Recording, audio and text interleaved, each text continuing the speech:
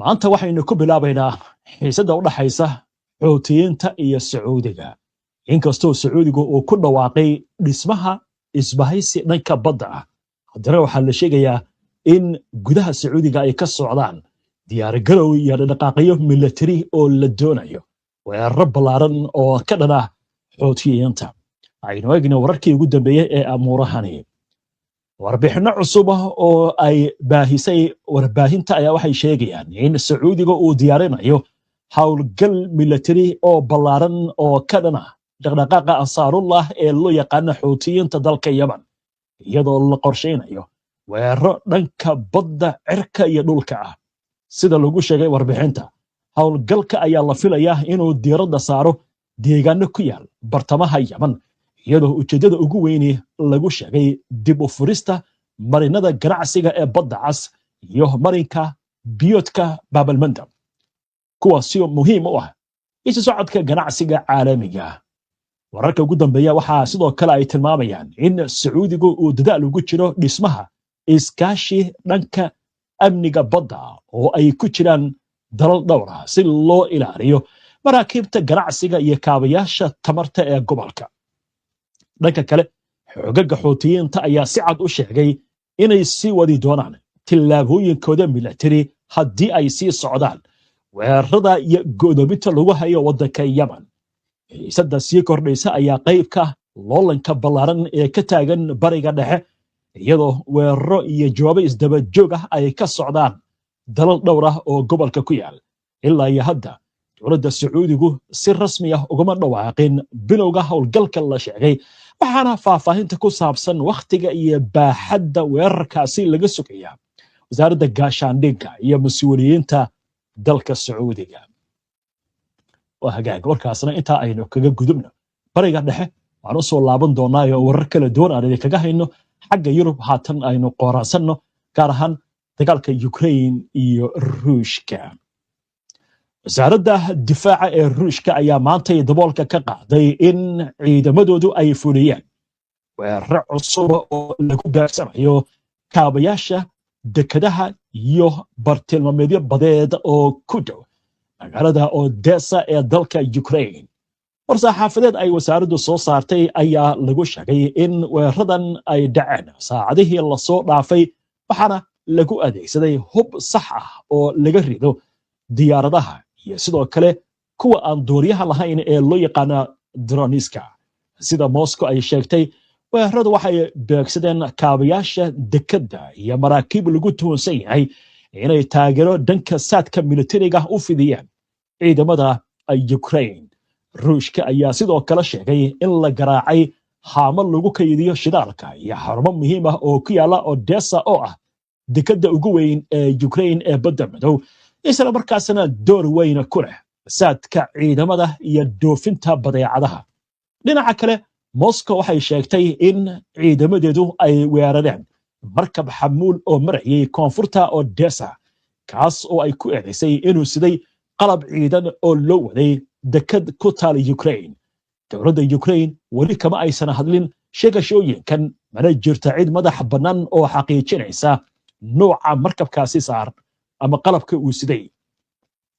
weeraradan ayaa imaanaya iyadoo ay sii kordhayaan isku dhacyada ka taagan dhanka marinada ee badda madow iyo badda Azov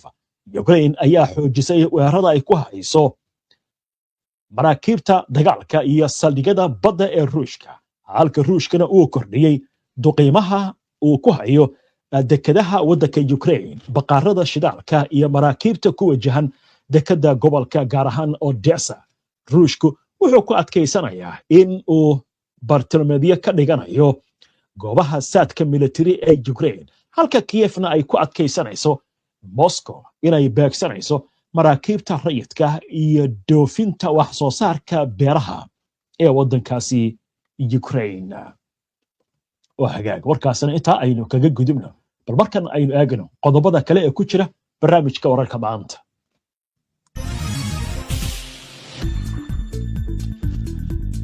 ila wareed dhanka caafimaadka ayaa waxay sheegeen in ugu yaraan 11 Falastiiniin ah ay ku dhaawacmeen weeraro ay geysteen ciidamada Israa'iil iyo Israa'iiliinta deegaaminta looga sameeyay deegaanada Falastiiniyiinta ee daanta galbeed. Weerarkan ayaa ka dhacay tuulo ku dhow magaalada Nablus. Sidoo kale ciidanka Israa'iil ayaa weeraray deegaanka Khalat al-Hamus ee sidoo kale ku dhow Masafariyata ee koonfurta magaalada Hebron, halkaasi oo lagu soo waramayo in weeraray ka geysteen Israa'iiliyiinta. dhankaasi iyo waddanka Spain haddii aynu eegno ugu yaraan 19 muhaajiriin ah ayaa ku dhintay kadib markii ay isku dayeen inay ka gudbaan xadka u dhaxeeya Morocco iyo dhulka Spain ee Ceuta sida ay sheegeen mas'uuliyiinta. wararka ayaa tilmaamaya in kumanaan qof ay Khamiistii iyo habeennimadii Jimcihii ka gudbeen dhanka badda iyo bariga iyagoo ka yimid Morocco ilaa amni ayaa waxay sheegayaan in ilaa iyo 40,000 in ay ka gudbeen 24 saac ee la soo dhaafay xeebaha u dhaxeeya Morocco iyo sidoo kale Ceuta. Ra'iisul Wasaaraha waddankaasi Spain, Pedro Sánchez, ayaa sheegay in dawladdiisu ay abaabulayso dhammaan agabka iyo ciidamada la heli karo si wax looga qabto xaaladdan. Sánchez ayaa la filayaa in maanta uu booqdo jasiiradaasi Ceuta isaga iyo wasiirka arrimaha gudaha Fernando Grande Marlaska. waa tahay warkaasna intaas aynu kaga gudubno. waxaan u gudbaynaa goordhow wararkii ugu dambeeyay ee xiisadda colaadeed ee u dhaxaysa Iiraan iyo Mareykanka. duqeymo Iiraan ay sheegtay goordhow inay qaaday sidoo kale marinka Hormuz oo lagu soo waramayo in maraakiib kale lagu beegsaday. sidoo kale waxaan idin haynaa warbixin sheegaysa Netanyahu iyo Trump oo ka wada xaajooday go'doomin dhanka dhulka ah in lagu soo rogo waddanka Iiraan. iyo xubintii falaqaynta iyo qodobo kale intaan u gudbin aynu ku hakanno qadar xayeysiina. dugsiga casriga ah ee Daarul Hijra Islamic Online waxa uu kugu bishaaranayaa goob kasta iyo goor kasta inaad hab online ku baran karto Quraanka Kariimka, higaada iyo culumta shareecada. kama marna luqadda Carabiga iyo tarbiyadda awlaadda. wixii faahfaahin kala xiriir telefoonka shaashada kaaga muuqda. qurbo-joogta Soomaaliyeed ee ku nool qaaradaha adduunka sida Yurub,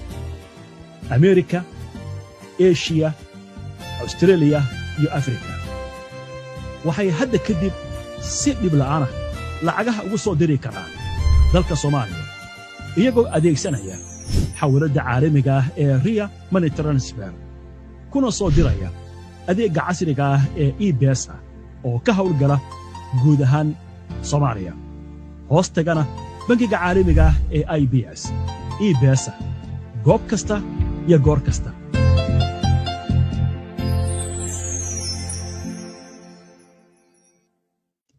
soo dhawaada markale daawadayaal wali waxaad la socotaan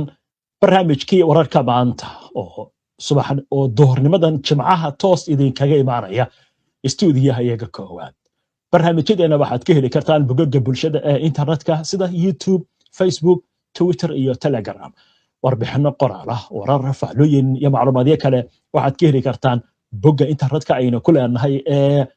www.hbnonlinetv.com. ku xirna wajibiyaan oo ka dhigo wehelkaaga wararka.